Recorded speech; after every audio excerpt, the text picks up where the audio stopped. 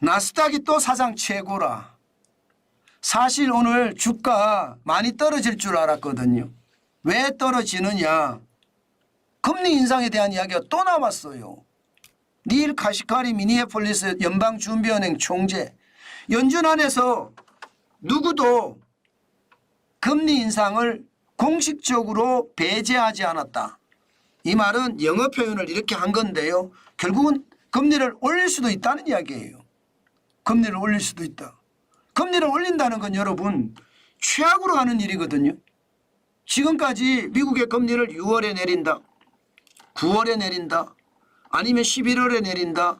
12월에 내린다. 뭐 말이 장난이 아닙니다. 요즘 최대로 시장에서 많이 나오는 것은요. 11월에 한 번 내린다. 11월에 한 번 내린다. 이게 전체적인 시장의 분위기예요. 그런데 금리를 내린다가 아니라 금리를 올린다는 이야기가 나오니까 시장은요. 벌써 거는 게 정상이거든요. 실제로 말입니다. 10년 만기 국채금리 이게 시장 벤치마크 금리거든요. 4.541%까지 폭등했습니다. 지난 4월 25일에 4.704%까지 올라갔었는데 지금 다시 4.5대까지 넘어섰다는 뜻이에요. 그만큼 금리 인상에 대한 이야기가 있다는 뜻입니다. 안 그래도 물가를 못 잡으니까 이런 이야기가 나올 수밖에 없는 것 같아요. 그런데 시장은요. 난리도 아닙니다. 당장 인공지능의 대장주라고 하는 엔비디아 주가 또 사상 최고치 경신했습니다. 1140.59달러. 야, 진짜 많이 올라가네요. 그죠? 1140.59달러. 연초 대비하면 136.8%, 658.91달러는 올랐습니다. 이게 뭐 반도체, 특히 인공지능에 쓰이는 반도체 중심으로 시장은 훨훨 날아간다는 뜻인가요? 맞습니다. 훨훨 날아가고 있습니다. 나스닥 종합지수 0.59로 올랐습니다. 다시 17,019.88, 99.09가 올라서 사상 최고치를 경신했습니다. 사상 최고치.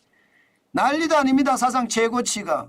지금 2024년 1월 2일만 하더라도 나스닥 지수가 14,764.95였거든요. 그런데 사상 최고치를 경신하기 시작한 시점이 1월 18일 16,265.64를 기록하고 계속해서 사상 최고치, 사상 최고치, 사상 최고치, 사상 최고치만 경신하고 있어요. 이러니 시장이 미쳤다는 이야기가 안 나올까요? 당연히 미쳤다는 이야기가 나오죠. 그 정도로 말입니다. 제가 보기에는 시장에 돈이 넘친다. 유동성 장세가 그만큼 크다. 저는 그렇게 분석합니다. 그만큼 말입니다. 거품만 저는 키워간다. 그렇게도 분석을 하고요.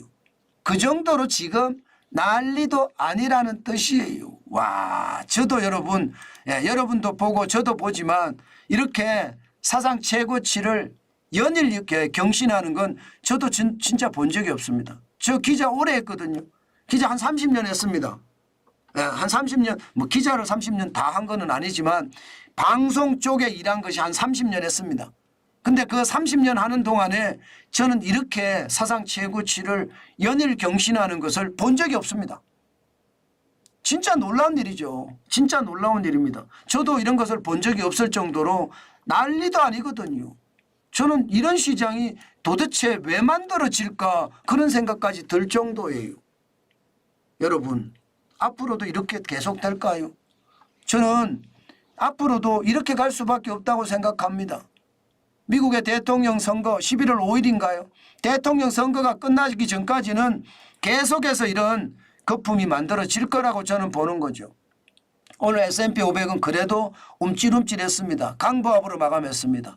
1.32가 올라서 5,300이에요. 대단하죠. 5,306.04로 마감했습니다. S&P 다우산업지수는 떨어졌어요. 요즘 겁나는가 봐요.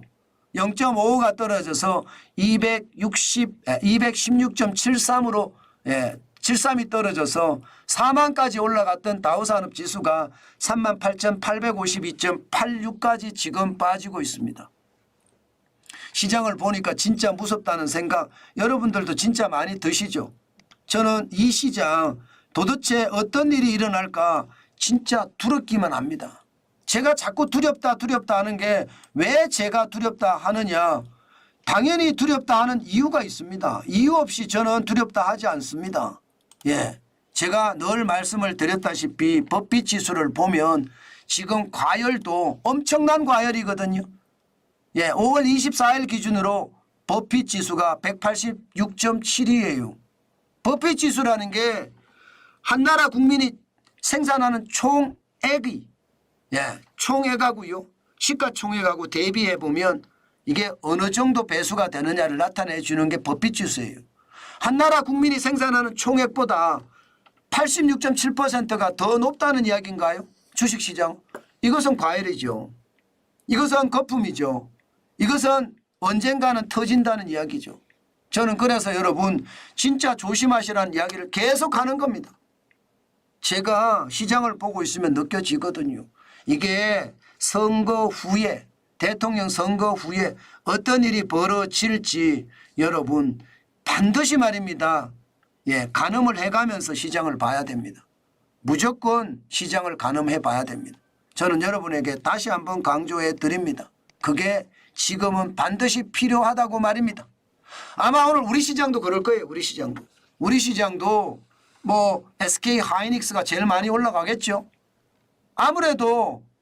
아무래도 엔비디아가 또 사상 최고치를 경신을 했으니까 우리는 SK 하이닉스가 또 사상 최고치를 경신하지 않을까요? 아마 그런 분위기가 만들어질 거다 그런 생각은 들고요. 여기에다가 테슬라는 오늘 떨어졌기 때문에 LG에너지솔루션은 더 떨어질 가능성도 있다 그렇게 생각을 합니다. 그러면 저는 한 주를 살 수 있는 기회가 생기나요? 예, 지금 35만 6천 원에서 떨어져서 그런 일이 생기면 저는 또 한 주를 살 생각입니다. 뭐 비싸든 사든 한 주는 사서 금융자산을 늘려가는 것 앞으로도 계속 이행할 생각이고요. 또한 말입니다. 애플은 189.99를 기록을 했습니다. 많이 올라갔으니까 애플은 계속 따라가면서 우리가 시장을 좀 익혀놓자. 애플이 많이 떨어질 때 극단적 위기가 왔을 때 우리도 미국 주식은 뭘 투자할 것인지 그 종목 중에 하나로 애플을 꼽아 놓자. 뭐 이 정도로 이해하면 될 것 같습니다. 예, 오늘도 여러분 주식시장 진짜 롤러코스터 장세 될 가능성 높으니까 조심하시는 거 잊지 마시고요. 투자라는 것은요. 경계감을 가지고 투자할 때 더 좋은 일이 발생된다는 거 여러분 아시죠? 오늘도 여러분 그 말 명심하고 시장에 접근해야 되겠다. 그 말씀 오늘 다시 한번 드립니다.